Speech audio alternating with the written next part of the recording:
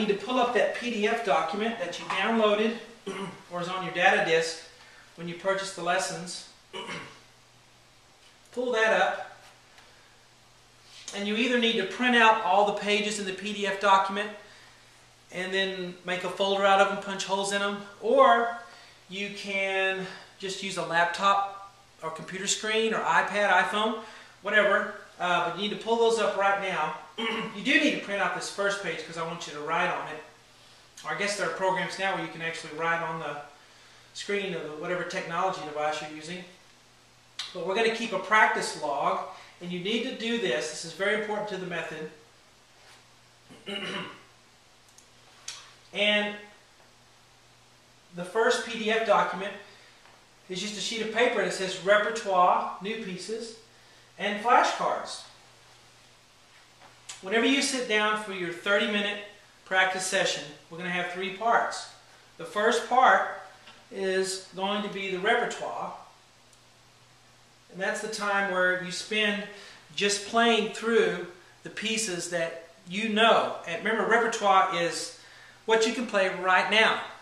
And right now that number should be 0. But as the weeks and months progress, you're going to have quite a few pieces right here that you can play through.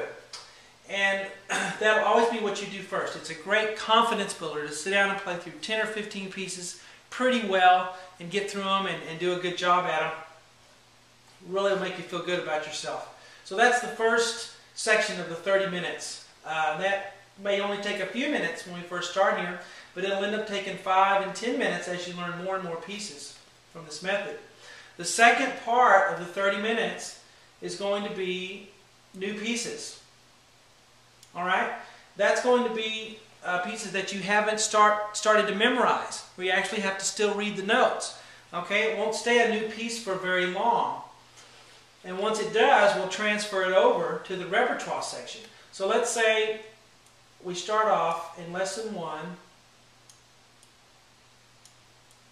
is a new piece. You begin working on it and you get it down pretty good. Alright, so what we'll do is we'll put a line through, we'll mark it off, and then we'll move it over here to our repertoire section. And then the new piece will become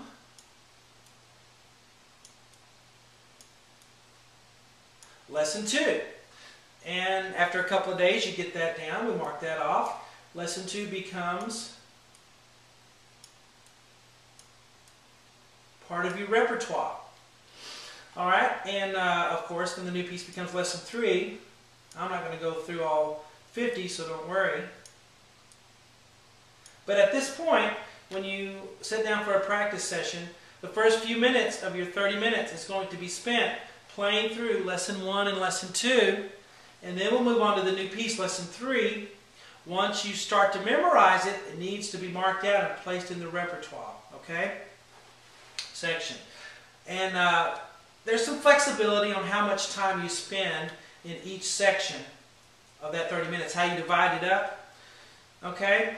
Eventually your repertoire time will end up being 10 or 15 minutes, and that's okay. The last section, the flashcard section, involves the random note reading that I talked about in the first video. Now, random note reading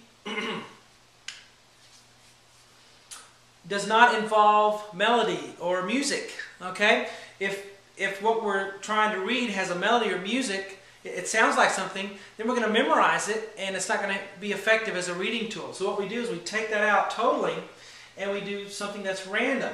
There's a PDF file in here that's just flashcards, and you can print them out and cut them out and set them up on your piano or keyboard, you know, and then play through those and then shuffle them up and then play through them again and then shuffle them up and play through them again 4 or 5 times each practice session, and those will be really helpful to you. But that needs to be part of your 30-minute practice session, okay? So repertoire, the new pieces, or maybe it's just one new piece that you're working on, and then the flashcard will be the last section of that, okay? So that's will be something you need to do every practice session. These 3 sections, make sure you have all three, and write in your log. Keep track of what you're doing.